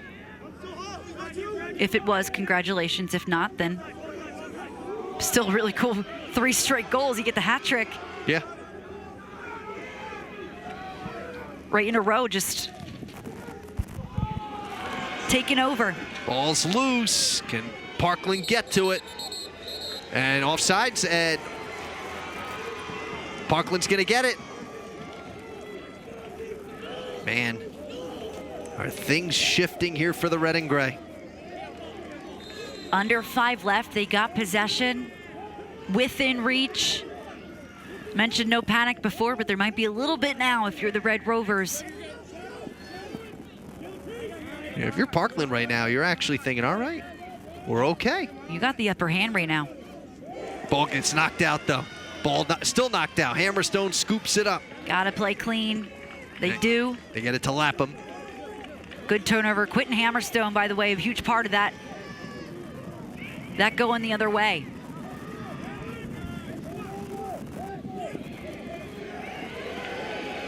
Placateris over to Parker. And up. A little bit of scrum there at the midfield. And no one saw it. I was going to say, I don't think the officials saw it.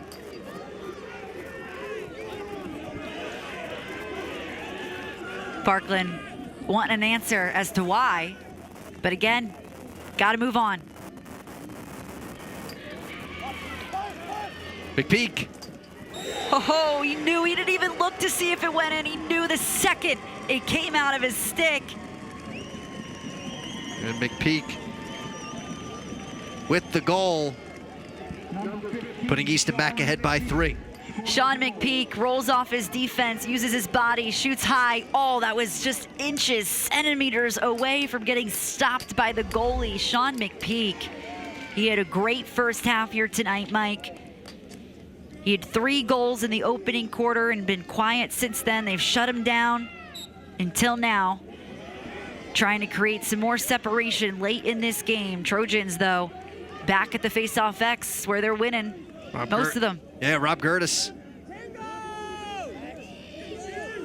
Here's Arezzi. Pass shot, saved by Lapham. Adam coming up with some big saves.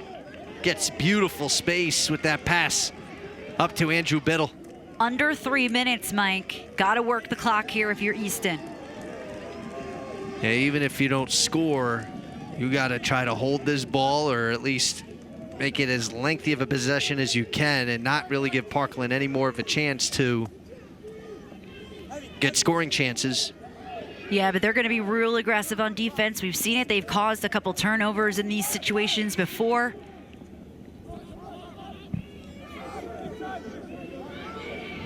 It's Placateris. Evan running with it.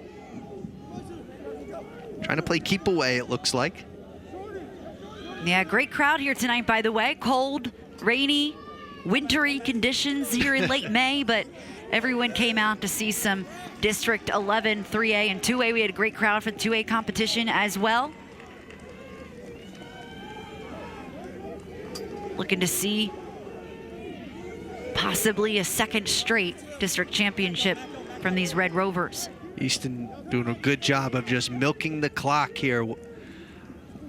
Just a minute and a half remaining. It's like in football, right? You got to work the clock at the end there. It's very strategic. I mean, in every single sport, you just got to work the clock. It may not be the most entertaining thing in the world, but it's a strategy that you got to do if you want to put yourself in a good position. So Parkland here with short time to make quick work of getting back into this game. Ball knocked out. Parker had it for the moment. Parkland gets it right back. Magliore. He'll pass it. Finnegan. Pass. Shot. Score. And the Trojans get their 10th of the game. It's number 21, Mazen Afif. Mazen Afif, this is his second goal of the fourth quarter. He got this flurry started, Mike, made it 11-6.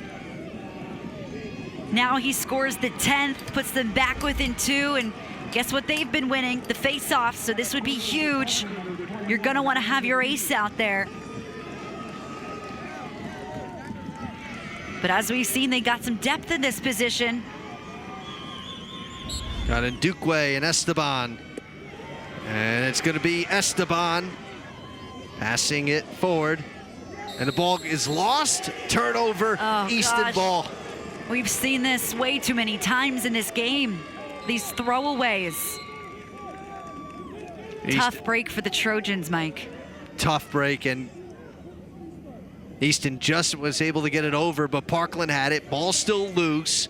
Ground ball, scooped up by the Trojans. And now a timeout taken by Parkland. 33.3 seconds, Mike. I have seen this Trojans team score twice in that amount of time before. Timeout called by Parkland. Now what's interesting is, even though that I think Parkland was calling the timeout, I think it might have been a little premature there, because what's interesting is I think that might have gone out of bounds. not only out of bounds, but I think you had one official come to another almost maybe saying maybe we shouldn't have granted that. But regardless, the timeout has been awarded here with a little over 33 seconds. And as you see the score, Easton 12, Parkland 10. Time's just going to be a huge issue here for the Trojans. Oh, I mean, I'm glad that this is a good one, Mike. oh yeah. I mean, look, It's always going to be you always hope it's going to be in a District 11 championship. We got such a good one in the 2A class, and you just always hope and pray that it's always going to be good in the second one. Again, 11-8 last year, Yes. Mike. 11-8, just 3 away. Now they're just 2 away. They're going to think about that coming into this final 33 seconds. and what's ironic, how about this? If Parkland were to score here and they put 35 seconds or just a couple more, it's about a second and a half they put back on. Imagine if Parkland scores here and it's 12-11, then you think back to that Sean McPeak goal there where he made it 12-9. That's the goal that really stands out here late. Yeah, I mean, that would be the game changer. Coming from a sophomore is crazy for these Red Rovers, but they can make quick work. The Trojans can, and we've seen how quickly they can make that work. We saw Colton Arezzi score to force overtime one time. He quickly got that one off just within a few seconds, and I've seen Max Esteban score off the face-off X within 5 seconds. So it's possible. It's Finnegan, Parkland, they need a shot. They do, and this defense, man, Kale DeSora. There it is! Through a defender in his entire viewpoint, Blake Finnegan has made it a one-score game. And with 23.6 seconds, there is still enough time for Parkland to tie this game if they win the faceoff. And I have no doubt that they will, because this is a huge moment. But look who they bring in, Annunziata. Remember last time he Yeah, took the that's face-off, right. he won it right away. So this is the biggest play of the game right here. Max Esteban, we've seen him do it before. He scored an overtime goal off the face-off for this Trojans team. He has a few this season. 5 goals for the Trojans this year. False start, Oh! and it's going to Parkland. But Annunziata was a little too early. 24 seconds. Here's Matthew Kelly. And a timeout by Corey Andrews. Oh, gotta be a timeout. And they have to add a little bit more time back on the clock here, I think. Oh my goodness, Mike. They may have to add, Yeah, they'll be adding a couple more seconds, but wow. because I think the whistle sound. Never count out those Trojans. Talking about Never. playing for each other. The way this game started wasn't pretty. This wasn't a pretty game for the Trojans. And speaking of the Parkland Trojans, we got to look back to this fourth quarter here, when it all starts as Colton Arezzi gets knocked down. It's that penalty, that 2-minute time penalty, which really opened things up here for the red and gray, starting with Mazen Afif, and it was John Garancher that rallied off 3 in a row. Yeah, 1, 2, 3. We mentioned how impactful he can be in a game. Well, he took over when he needed to in the moments that they needed him most. He made it 11-9, 11-8. Colton Arezzi getting in on it as well. You can see Blake Finnegan here passing it back to X up front, right from close range. Blake Finnegan once again with a hard shot to make it within 1. So Mazen Afif scores twice. John Garancher scores 3 times. Can Blake Finnegan get a second? Will he be the hero to tie it up? They got to take a knee. I mean, this is stressful For Corey Andrews. for everybody. For Corey Andrews and the Parkland Trojans, who have battled so much adversity throughout the year. Could this be a moment where they could force overtime? Well, let's see. Here's Arezzi. Passes it. Shot. Score! And the Trojans have rallied back to tie this courtesy of John Garancher. I'm speechless, Mike. This is incredible. The effort.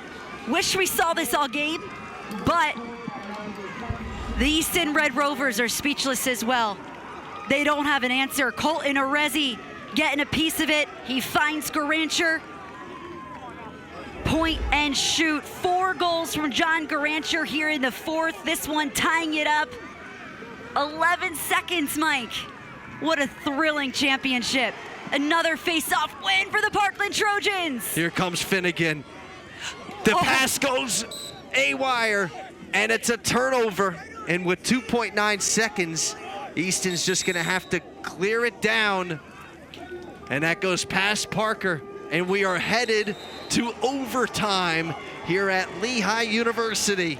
The Parkland Trojans, with their shield and armor, decided to no longer quit, but to persevere. And Easton stunned as the Trojans. They have not faced this before in this season. Not one bit. They have not been challenged like this by a District 11 team, not even close. And I don't think they were expecting it. Not one bit. Look at these guys. It's like a brotherhood right there. Look at them. This is the brotherhood right here. They've been through so much this season. So many things trying to count them out. 2 injuries. Look at that. I mean, Parker Cusco's out. Bailey Wetmore's out. You have a coaching change earlier in the season. I mean, they've been through it all. And here they are. And guess what? I like their chances in overtime with Max Esteban there at the dot. And that's one thing. The face-off has given them the ultimate advantage here, especially in the second half. I mean, you got Corey Andrews getting to the Parkland faithful. And the other side of it, too, is, I mean, you got to look at the Easton Red Rovers here. They themselves have got to be thinking, my goodness, what happened here? And I know what happened. Just, again, mistakes. Mistakes, yeah. That penalty, that 2-minute locked in was the difference. Made all the difference for the Trojans. That provided them the biggest spark, the only spark that they needed to just run away with it. Sean McPeak, the only one to score in this quarter. The crowd is getting into it. They're stomping the Yeah, what's happening here is the crowd is getting into it so much, they're stomping their feet. They're shaking and everything, they're right? shaking the press box. They sure are, but they're excited. I mean, that's the Parkland Trojans faithful. They've been frustrated in this game. Corey Andrews trying to hype up the crowd. Right now, the Easton faithful. Win for each other, right? That's what he said. Play for each other, win for each other. I mean, I can actually feel the vibrations from the crowd right now. They are really getting into it, but they are. I mean, for the Parkland Trojans,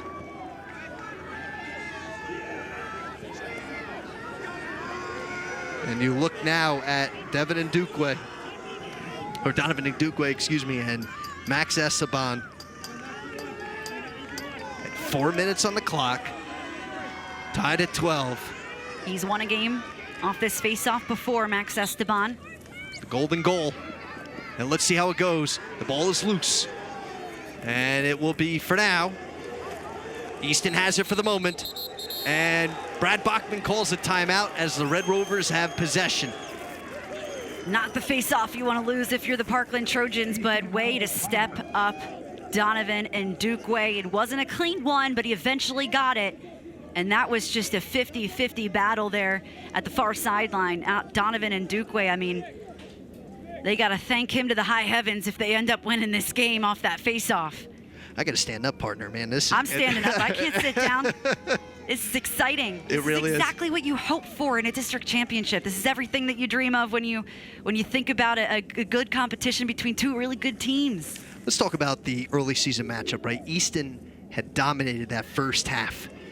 And even though Parkland fell short, losing by 3 or 4 goals, they really came back in that second half. And there were moments where even we talked to them after the game a little bit, they're like, we want to see them one more time. Yep.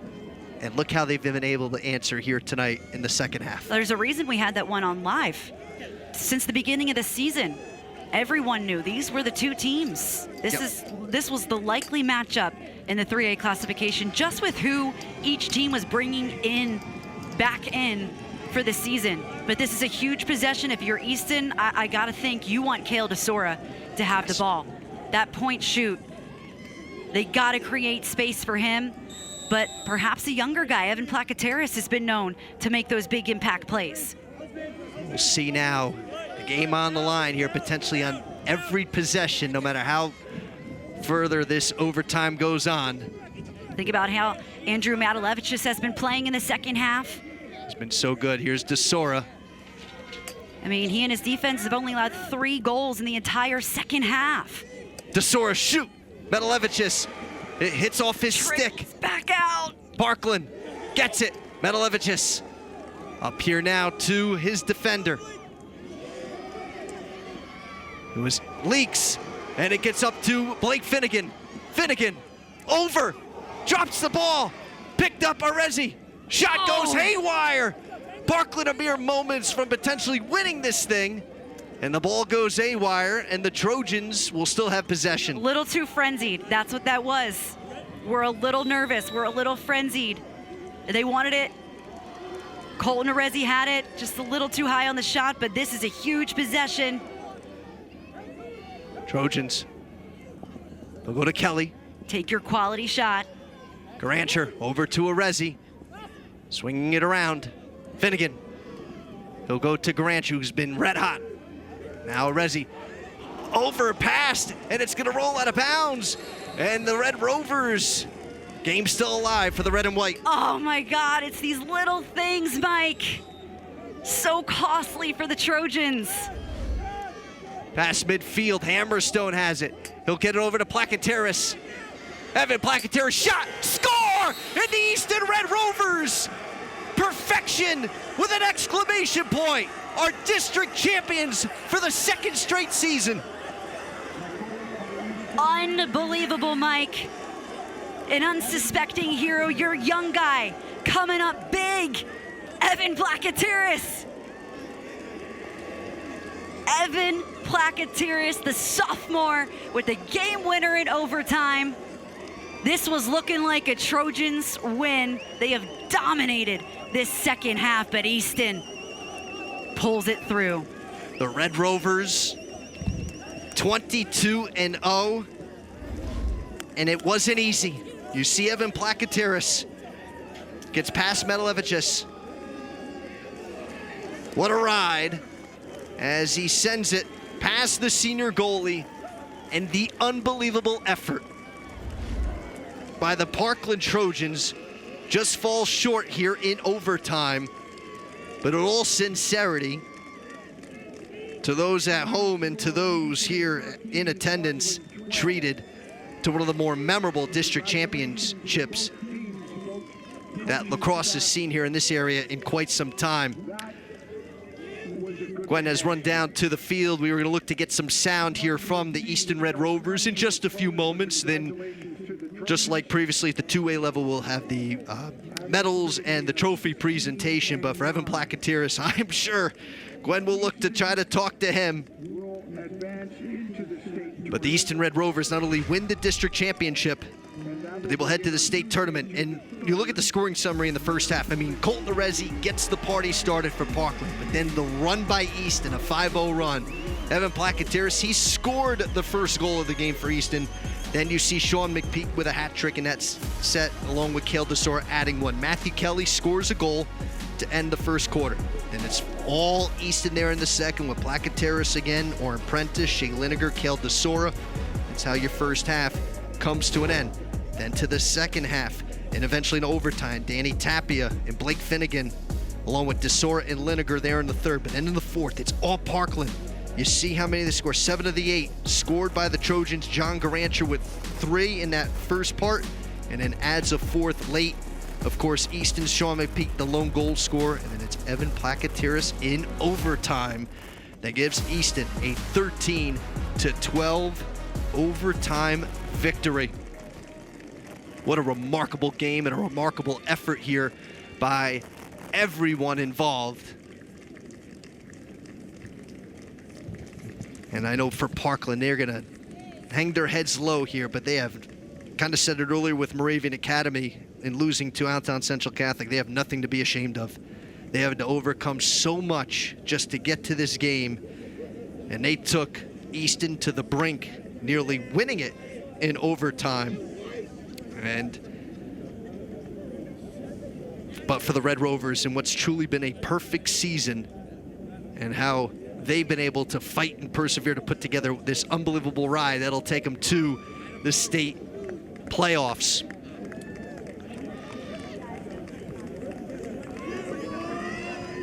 And a fun-filled day here at Lehigh,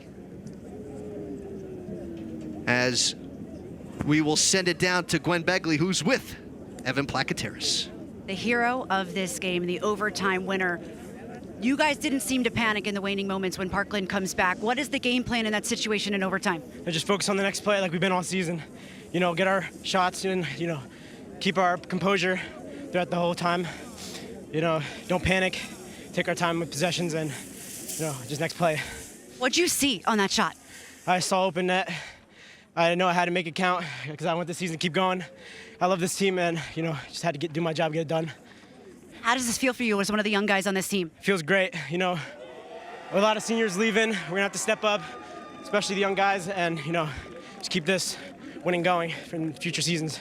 Awesome, go celebrate. Speaking of young guys, we're going to bring in Adam Lapham, the sophomore goalie who stood on his head here tonight and always does for the Easton Red Rovers. We're going to be looking at this camera right here. Adam, what did you see from Parkland tonight? I mean, obviously, you don't want to see that amount of goals late in the game, but offense got it done in the end. Yeah, I mean, Evan Placateris. Oh my God, getting it done. Yeah, I mean, I was seeing good in the beginning of the games, and got a little shaky, especially, you know, Luke with the 2 minutes, but, you know, kept it level head. We knew we would be able to put it away. Back-to-back championships for you guys. How does this feel, and how are you guys going to celebrate? I mean, I'm gonna go home and celebrate with Ethan. I know you guys love him. I'm gonna go home and celebrate with him. But I'm gonna first celebrate with my team. I mean, I love them. I'm excited that the season's still going. Awesome, thank you so much. Go celebrate. Back up to you, Mike. All right, Gwen, thank you very much. And yes, of course, we are fond of his older brother, but tonight it's all about Adam Lapham and Evan Placateris and the Easton Red Rovers. But before we get to Easton a little bit more, kudos by our crew here, just catching the reaction here of the Parkland Trojans. They are certainly, I'm sure, feeling disappointed, but think of to where they were at one point in this season. So after they lose to Easton back in April, they rattle off 4 wins after that, but then they kind of get some bumps through. But teams outside the area, they lose to Wilson West Lawn, they lose to Springford, but then they play Allentown Central Catholic, lose a tough 1-goal game there, and then they end up losing to Allentown Central Catholic again in the EPC semifinals. But back-to-back wins against Freedom and Delaware Valley. And then how about this? I mean, they are down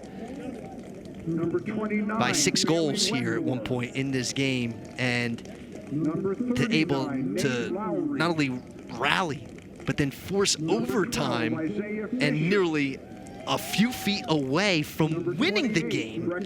But then, of course, what ends up happening is Easton then finds a way to persevere. But for Corey Andrews, who had to slide in after a coaching change by Vince Arezzi, the previous head coach, had stepped down, Number 66, Corey Andrews really having to step up as a longtime assistant, done a remarkable job. This team could have quit, they could have folded, but with him and the assistants alongside with him doing a remarkable job to help put these kids in a chance to succeed. And every one of these players, you could tell, responded to these guys, and not only just played for them, but played for each other as well too, and just could have quit at any point when they were down by as much as they were in this game, and able to fight back and force overtime. And my partner has joined me back here in the booth, tried to give her a little bit more time. She's been running up and down the steps. But Gwen, obviously, for the Trojans, I know you have thoughts on them as well. Love to hear them, because this group, I know they're a little sad, but they have a lot to be proud of. Yeah, this is going to hurt. This is going to sting, especially with the effort that they had in the second half. I mean, it was just absolutely incredible. And Easton's defense couldn't really figure it out. You heard Adam there. I mean, he was seeing the ball really well all game, and it's hard to stop a team when they've got the momentum. You know, that wasn't all on him. That was on the team as a whole, and that was on the Trojans winning the face-offs. I mean, Max Esteban was fantastic in the late goings of this game, well, all game long, but I just want to give a huge shout out to Andrew Matalevicius. He stood on his head in the second half. I cannot believe the way that he played in that fourth quarter and the whole second half. You hold Easton just 4 goals rather, in the second half of that game. That's really impressive. And this whole team just has so much to be proud of. As I was walking down, a lot of the parents were just saying, incredible job, guys. You know, they're not disappointed in them. You can't be disappointed in a team that performed like that. So I know this is going to stink. You know, silver medals is not what you want to have around your neck, especially yet another year with these Easton Red Rovers, but you have to be so proud of that effort. You won the second half. Couldn't agree more. Speaking of the Eastern Red Rovers, they did something that just does not happen a whole lot in lacrosse. You're perfect in the regular season. You're perfect in the postseason. 22-0. And for Brad Bachman, who's been coaching this game a long time, turning in the finest season and arguably the finest team he's ever put together. Sure is. In program history. And he's got a good one to go. Never thought I'd be interviewing 2 sophomores for a championship game. You know, I asked them, I said, do you want me to grab some seniors? No, let's talk about the unsung heroes of this game. And Brad said, you know, Evan Plakotiris, he is our unsung hero. He comes up big in those big moments. And we said it, Mike. We said the ball's either got to be with Kale DeSora or, hey, Evan Plakotiris, you gotta watch out for him. I sure did, because he is a kid that doesn't quit. He doesn't ever stop, and he's always finding ways to get inside and find himself some space, and his teammates help him out with that a ton. And man, gold medals in back-to-back years, your first ever a year ago. You know what, I should have asked them which one was sweeter, last year, the first one, or this one here today, but they were 2 sophomores, so I can't really ask that question because they weren't starters a year ago. But, you know, these kids, they're a family, they're a brotherhood. Talk about brotherhood. Parkland's got one, and Easton's got one as well. So congratulations, the Easton Red Rovers. Couldn't deserve it more after the season that they had. It's so hard to be undefeated. You never ever want to be the team that's undefeated going to the championship, right? It's scary. There's a big target, but they thrive off of that, and it all stems from the coaching staff. Certainly does, and the moment they've been waiting for, it's about to be presented to them after all these medals. How about this? Brad Bachman telling his entire team, and it's Kale DeSora and Quentin Hammerstone first, as the Easton Red Rovers are District 11 3A champions. 22-0, as they will represent District 11 as they venture into the state playoffs. Well, folks, it's been a fun-filled day here at Lehigh University. Central Catholic won the 2A championship, Easton winning the 3A championship. Glad you can hang out with Gwen and I and our entire crew all season long covering girls and boys lacrosse. And that's going to wrap things up here in 2025 from lacrosse. For my partner, Gwen Begley, and our entire SEN crew, I'm Mike Ventola. The Eastern Red Rovers are District 11 3A champions as they win in overtime here on the Service Electric Network.